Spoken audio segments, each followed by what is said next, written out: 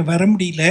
அதனால் அந்த புக்கை பற்றி பேசுகிறதுக்கு நான் வரேன். அதுக்கு முன்னால் ஒரு விஷயம் சொல்லணும். இப்போ ஐயா கோபாலகிருஷ்ணன் வந்து தினசரி பெரியவா தியானம் பற்றி சொன்னார். நான் வந்து பெரியவா அனுகிரகம் பற்றி சொன்னேன். இந்த புக்கு வந்த விதம் எப்படிங்கிறதே மிகப்பெரிய அனுகிரகம். ஒரு நண்பர் வந்திருக்கார். அவர் எங்களுக்கு நிறைய விஷயங்களில் ஹெல்ப் பண்ணுவார். இந்த டீம்லேயும் இருக்கார்.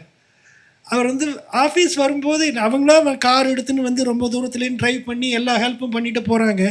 நம்ம ஏதாவது ஒன்று ஒரு பேக் பண்ணணும் இல்லையா? அதுக்காக ஒன்று 2 புக்கு கொடுப்பேன் எவ்ரி டைம். ஒரு நாள் திருக்குறள் தியானம்னு சுவாமி ஓம்காரானந்தர் புக்கை அவருக்கு கொடுத்தேன்.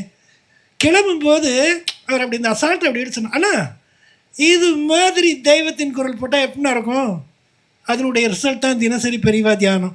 இந்த மாதிரி மைண்டை ஒவ்வொரு சந்தர்ப்பத்திலையும் பெரியவா ஓப்பன் பண்ணி விட்டா. விஜய் இங்கே வந்திருக்கார். Vijay Anand, please come to the dais. Maran sir அவர் ஆனர் பண்ணுவார். அனுப்ஷா என்னுடைய ஸ்பான்சர்ஷிப் அப்பீல் பார்த்துட்டு அவர் எனக்கு ஒரு மெசேஜ் போட்டிருந்தார். எனக்கு இந்த புஸ்தகம்லாம் படிக்கிறது ஒரு சத்சங்கம், நீ எனக்கு ப்ரூஃப் படிக்க பெர்மிட் பண்ணுவியா? அவர் என்கிட்ட பெர்மிஷன் கேட்டார்.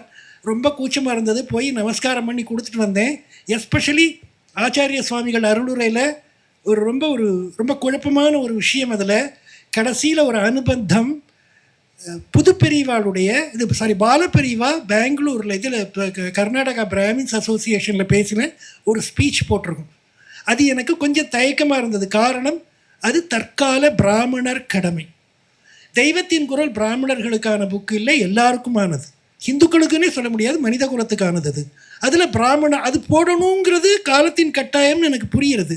ஆனால் பிராமணர் பற்றி சொல்லியிருக்காலே இதை போடலாமா? 2வது கேள்வி, மகாபெரிவா தெய்வத்தின் குரலில் மகாபெரிவா மட்டும்தான். நமக்கு 3 பேருக்கு இடையில பேதம் இல்லை. ஆனால் தெய்வத்தின் குரலில் மகாபெரிவா மட்டும்தான் இருப்பா. அண்ணா அப்படி தான் பண்ணியிருக்கா.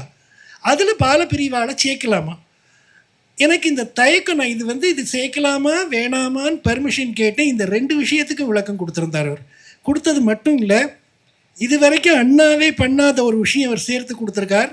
மகா பெரியவா சொன்ன ஒரு ஸ்லோகம், முல்லைவாசல் சாஸ்திரிகளுக்கு சொன்ன ஸ்லோகம், அதை எடுத்து கொடுத்து ஆச்சாரியால் சந்திரசேகர சரஸ்வதி, ஜெயேந்திர சரஸ்வதி, சங்கர விஜயேந்திர சரஸ்வதி 3 பேர் வடிவத்திலையும் இருந்துட்டுருக்கா அப்படின்னு மகா பெரியவா சொன்ன ஸ்லோகத்தை போட்டு, இது ஏன் பால பெரியவாள் இந்த புக்கில்ங்கிறதுக்கு விளக்கம், இதை முதல்ல ப்ராமினன்ஸ் கொடுத்து போடுன்னு சொன்னார். அந்த மாதிரி ஒவ்வொரு கட்டத்தில் ஒவ்வொருத்தர் உத்தாசை பண்ணாங்க. இதில் ப்ரூஃப் ரீடிங் 3 வெவ்வேறு கட்டங்களில் நடந்தது. எல்லா புக்குமே மினிமம் 5 பேர் படிச்சிருக்காங்க. மினிமம் 5 பேர். அதில் அவர் படித்தது ரொம்ப விசேஷம். அது மாதிரி ப்ரூஃப் படித்தவங்களில் ஒருத்தர் அப்போ வரல, இப்போ தான் வந்திருக்கார். அவர் ஆனர் பண்ணுறோம். சைதை முரளி ப்ளீஸ். காரியம் அப்படிங்கிறதுக்கு இன்னொரு கிளாசிக்கல் எக்ஸாம்பிள். இங்கே ஒரு ஸ்பான்சர் வந்திருக்கார்.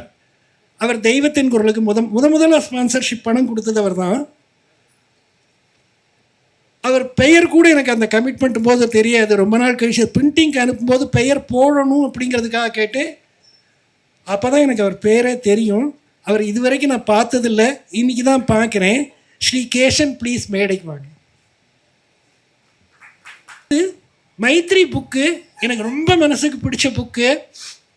அந்த புக்கு எதுக்காக பண்ணணும் அப்படிங்கிற ஆசை வந்ததுன்னா, எனக்கு வாட்ஸ்அப்பில் ஒரு ஃபோட்டோ வந்திருந்தது, பெயிண்டிங் வந்திருந்தது. மகா பெரியவா ஒரு முஸ்லீம் கட்டி பிடிச்சிட்டு இருக்கிற மாதிரி பார்த்தா எவ்வளோ ஷாக்கிங்காக இருக்கும், அருவருப்பாக இருக்கும். முதல்ல அப்படி தான் இருந்தது. அப்புறம் எனக்கு ஒரு விஷயம் தோணித்து, சத் விஷயங்களை எல்லார்ட்டையும் ஷேர் பண்ணிக்கணும் அப்படின்னு இந்த கால இளைஞர்களுக்கு நிறைய ஆசை இருக்குது. பெரியவா அவ்வளோ தூரம் எல்லாம் ஒரு சர்வ தர்ம சமபாவத்தோடு இருந்தா அப்படின்னு சொல்ல நினச்ச ஒரு பையன் அந்த மாதிரி போட்டு விட்டுருக்கான். அவன் நினப்பில் குறையில்லை. அவனுக்கு ஆச்சாரம், மடத்து ஆச்சாரம், பெரியவா பற்றி ஒன்றும் தெரியல. ஏன் தெரியல அப்படின்னா, இன்றைய சமுதாயம் அப்படி தான் இருக்குது. பெரியவங்க யாரும் சொல்லி கொடுக்கறது இல்லை. இதுக்கு அந்த பசங்களை குறை சொல்ல வேண்டிய அவசியம் இல்லை. அவங்க சும்மா வாயை மென்னுருக்காங்க. கண்ணா பின்னான்னு என்னெல்லாமோ வாட்ஸ்அப்பில் வருது, என்னெல்லாமோ வந்துட்டுருக்கு. அவங்க வாயை மெல்றதுக்கு உருப்படியான அவல் போட்டால் எப்படி இருக்கும்? எப்படி இருக்கும்? அது மாதிரி அரை பக்கம், முக்கால் பக்கம், ஒரு பக்கம், 2 பக்கம், இது மாதிரி அனெக்டோட்ஸ், பெரியவா லைஃப்பில் anecdotes are most authentic, compiled only by Raganapathy அண்ணா. அப்படி ஒரு 86 அனெக்டோட்ஸ். இதுதான் மைத்ரி.